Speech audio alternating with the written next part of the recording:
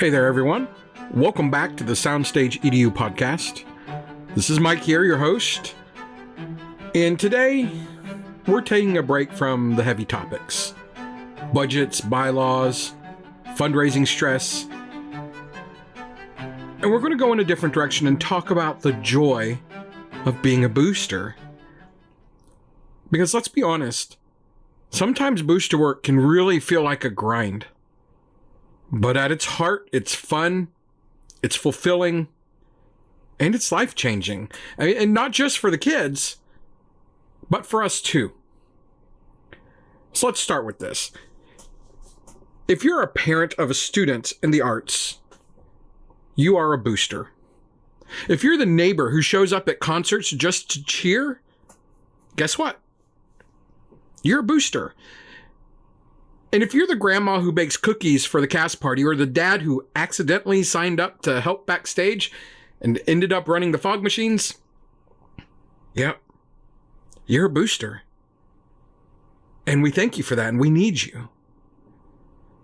And I need you to realize that it's not about titles. It's not about whether you sit on the board or wear the polo shirt, carry the binder, whatever. Being a booster is about your heart, about your mindset. It's about showing up. I came across this great little anecdote, and I have a lot of these just from my past experiences working alongside boards, being inside of boosters, being a director, and just being in proximity to them. But a dad once volunteered just to drive the truck. He didn't want meetings. He didn't want responsibility. Just the truck. Well, fast forward a season later, and he'd basically become the group's logistics wizard. That is a person that we need all the time. Someone who can sit down and figure all that stuff out for us. He could pack a trailer like it was a game of Tetris. He knew every shortcut to every contest site, and the kids, they thought he was a superhero. So he was always there before everyone else. He was always there waiting, trailer open, ready to unload. So sometimes the smallest yes turns into a huge gift. That's the fun of boosters. You never know where your talents will sneak in. So I want to share some stories, just to share some of the fun side. Just a couple of little stories that I've collected over the years.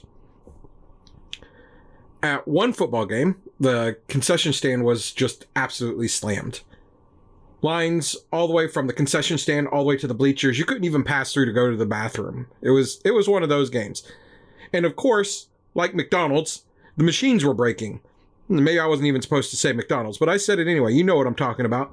Chaos everywhere. Well, a booster mom, who had never touched a popcorn machine in her life, stepped in. By the end of the night, she was running it like a pro, and the kids nicknamed her the Popcorn MVP. And she wore that badge proudly all season. And for the rest of the season, she was manning that popcorn machine. Another time, there was a dad who swore he had zero sewing skills, but they needed help, and he got roped in to help hem pants. He thought he'd ruin them, but he ended up nailing it. And from then on, he carried a sewing kit to rehearsals in his pocket. And by the end of the year, the kids were calling him Dad Chanel. And secretly, he loved it. And then another one. I think this is one a lot of us can relate to with chaperoning duties. So a booster signed up to chaperone a band trip.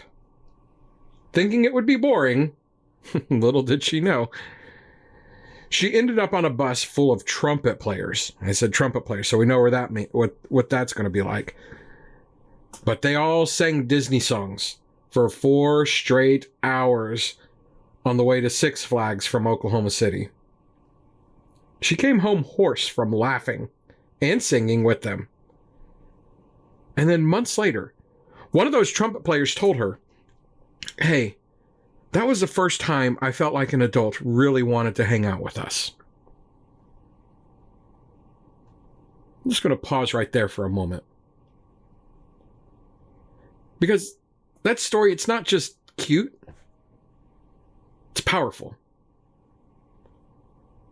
When that student said it was the first time I felt like an adult wanted to hang out with us, that is huge. That's not just a fun memory. That's a life-altering connection. That's one of those core memory moments. And here's the thing. Psychologists have studied this exact dynamic. They call it the protective factor of a caring adult.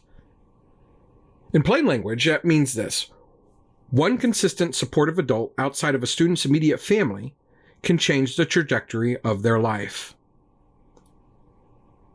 It builds resilience. It creates a buffer against stress. It tells a young person, hey, you matter. You're worth my time. That's not Booster Club jargon. That's decades of developmental psychology. Kids need adults to believe in them. And not just teachers, not just parents, but any adult who shows up and says, I see you. Here's why it matters. When a booster cheers from the stands, that student feels seen. When a chaperone sings along on the bus, that student feels valued.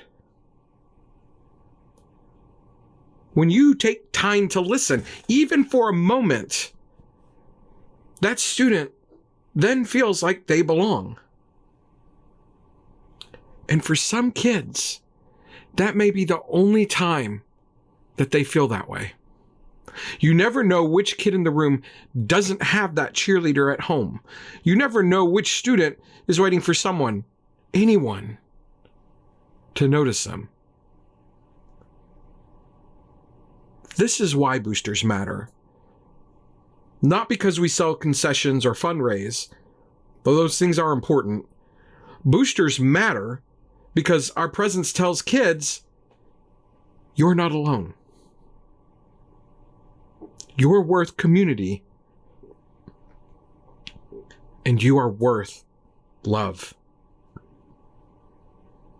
And we all know that there are some kids that don't get any of that at home. So if you're listening right now and you're thinking, I won't make much of a difference. I'm just one person. I don't know how to sew. I don't know how to run sound. I can't drive a truck. I don't have special skills. Just stop. The truth is, your presence is the skill. Just showing up for them is enough. Because when students look back years from now, they won't always remember who chaired what committee or who sold the most raffle tickets, but they will remember who laughed with them, who encouraged them, and who made them feel like they mattered. That's the power of being a booster. It's not just fundraising. And that's why what we do isn't just volunteering.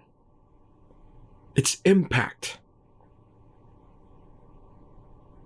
But let's also remember the fun in all of this. Boosters are the popcorn stand heroes who smell like butter for days. The parents who swore they couldn't sew but now own stock in Joanne Fabrics. Am I allowed to say that? Am I allowed to drop company names? It doesn't matter. Or what about the folks who can sleep sitting up on buses or learn how to pack a trailer better than UPS? I mean, it's not glamorous, but it is fun. It can be hilarious. And those little stories, those moments of laughter, they bond us just as much as the hard work does. Those of you feeling tired or burned out, take this as your reminder. You are not alone. You're part of a community of parents, neighbors, friends, who care about kids and the arts. Our kids, your kids. And to those on the fence, come join us. You don't need to chair a committee. You don't need to speak up in meetings. Just show up. That one small yes could be the moment that changes a student's life. And listen, We don't get to decide whose lives get changed. But we do get to create the environment that makes it possible. Bottom line, being a booster is one of the most fun, fulfilling, and impactful ways to spend your time. It's not about titles. It's not about positions. It's about heart. That's where this needs to come from. So whether you're a popcorn popper, a truck driver, a costume fixer, the person who hangs the lights, the person who sets up the mobile sound system, the person pulling up the tape at the end of a production, the person pushing a cart onto the sideline, or just the loudest person in the stands or in the audience, you are a booster. And together we're raising the bar for kids in the arts. Thanks for listening. Please take care of yourselves. Take care of one another. And join us so that together we can raise the bar for our kids.